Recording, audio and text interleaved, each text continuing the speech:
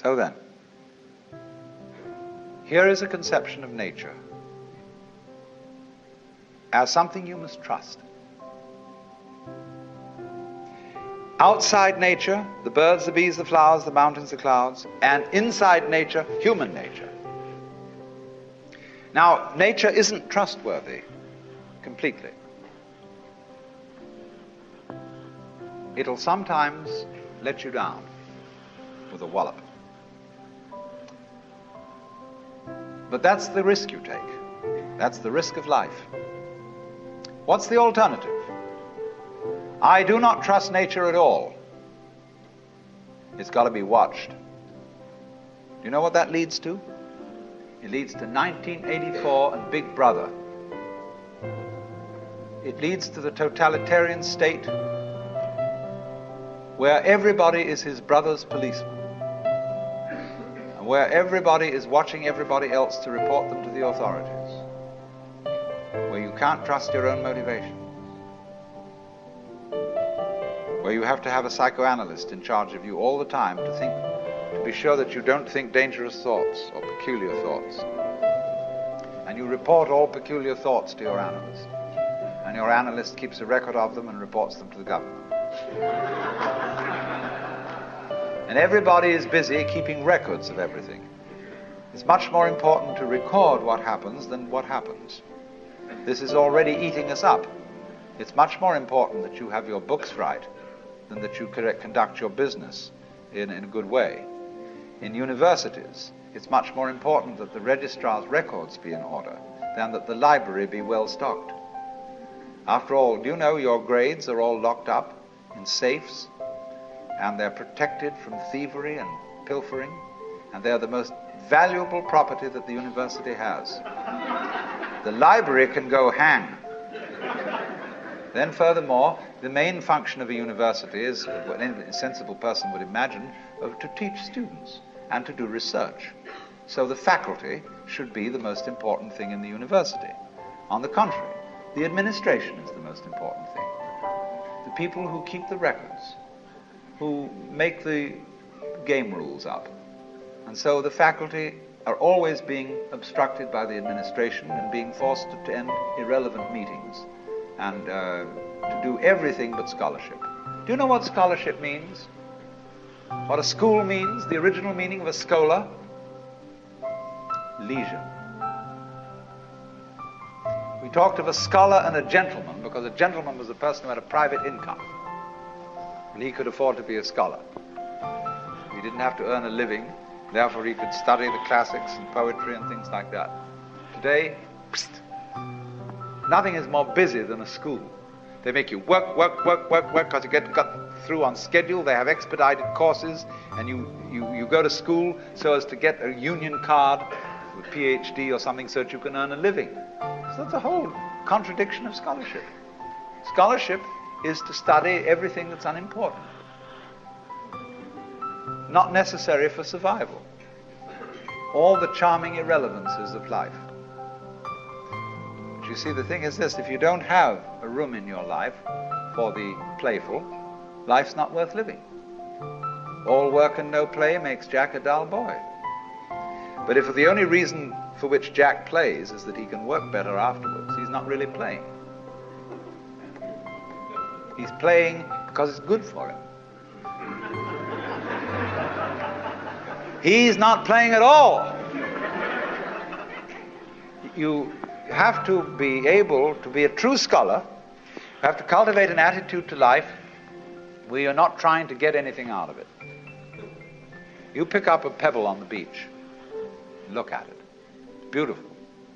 Don't try and get a sermon out of it. Sermons in stones and God in everything be damned. Just enjoy it. Don't feel that you've got to salve your conscience by saying that this is for the advancement of your aesthetic understanding. Enjoy the pebble. If you do that, you become healthy. You become able to be a loving, helpful human being. But if you can't do that, if you can only do things because they are somehow you're going to get something out of it, you're a vulture. So, we have to learn.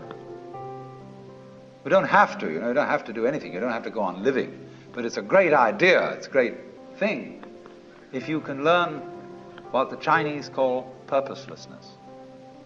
They think nature is purposeless. When we say something's purposeless, that's put down. There's no future in it. It's a washout. But when they hear the word purposeless, they think that's just great. It's like the waves washing against the shore, going on and on and on forever with no meaning. The great Zen master said as his death poem, just before he died, "From the bathtub to the bathtub, I have uttered stuff and nonsense." The bathtub in which the baby is washed at birth, the bathtub in which the corpse is washed before burial, all this time I have said many nonsenses.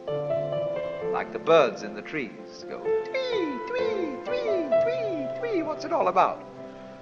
Everybody tries to say, oh, it's a mating call. It's purposeful. Trying to get their mate, attract them with a song. That's why they have colors. Butterflies have eyes on them. Self-protection. Engineering view of the universe. Why do that?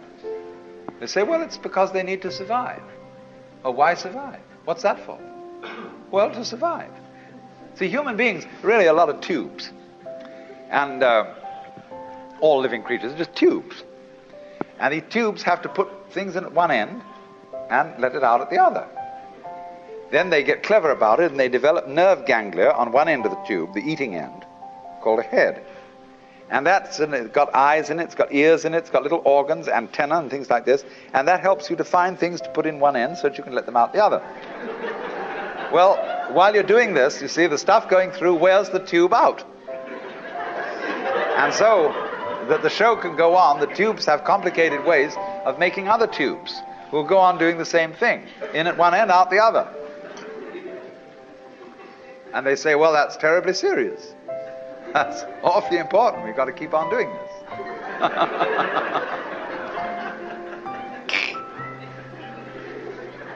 But when Chinese say nature is purposeless, this is a compliment. It's like the idea of the Japanese have a word, yugen. And they describe yugen as watching wild geese fly and be hidden in the clouds. As watching a ship vanish behind a distant island. As wandering on and on in a great forest with no thought of return. Haven't you done this? Haven't you gone on a walk with no particular purpose in mind? Carry a stick with you and you occasionally hit at old stumps and wander along and sometimes twiddle your thumbs. It's at that moment that you are a perfectly rational human being. You've learned purposelessness. All music is purposeless. Is music getting somewhere? If it were, if the aim of music were, of a symphony, were to get to the final bar, the best conductor would be the one who got there fastest. See, dancing, when you dance, do you aim to arrive at a particular place on the floor? Is that the idea of dancing? No. The aim of dancing is to dance, is the present. Well, it's exactly the same with our life. We think life has a purpose. I remember the preachers used to say, when I was a small boy, I'd always hear it. We must follow God's purpose. His purpose for you and his purpose for me. When I asked these cats what the purpose was, they never knew. They didn't know what it was. They had a hymn. God is working his purpose out as year succeeds to year. God is working his purpose out and the time is drawing near.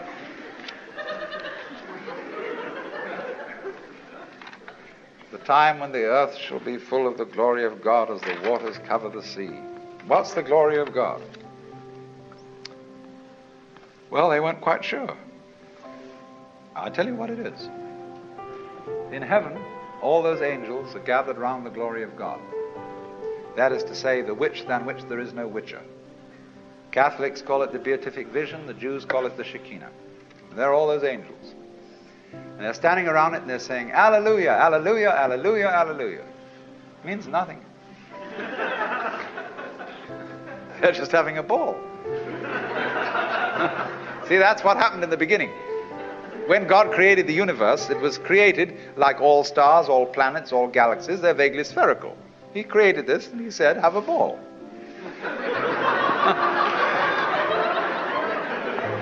But before he said that, he said, "You must draw the line somewhere." That was the real thing he said first. Before "let there be light," that came later. First thing was, you must draw the line somewhere. Otherwise, nothing will happen. You know, you've got to have the good guys, the bad guys, you've got to have this, you've got to have that. The black and white, light and darkness. Must draw the line somewhere. Now, here's the choice then.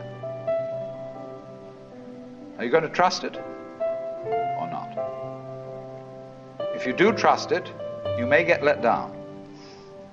And this "it" is yourself, your own nature, and all nature around you. There are going to be mistakes. But if you don't trust it at all, you're going to strangle yourself. You're going to fence yourself round with rules and regulations and laws and prescriptions and policemen and guards, and who's going to guard the guards, and who's going to look after Big Brother to be sure that he doesn't do something stupid. No go. Supposing I get annoyed with somebody in the audience, and I'm going to throw this ashtray at them. But I don't want to hit my friend sitting next to that person. I want to be absolutely sure this ashtray hits that individual. And so I don't trust myself to throw it. I have to carry it along and be sure I hit that person on the head. See, I don't throw it because I can't let go of it. To throw it, I must let go of it. To live, I must have faith. I must trust myself to the totally unknown. I must trust myself to a nature which doesn't have a boss, because a boss is a system of mistrust. That is why Lao Tzu's Tao loves and nourishes all things, but does not lord it over. So then, here is a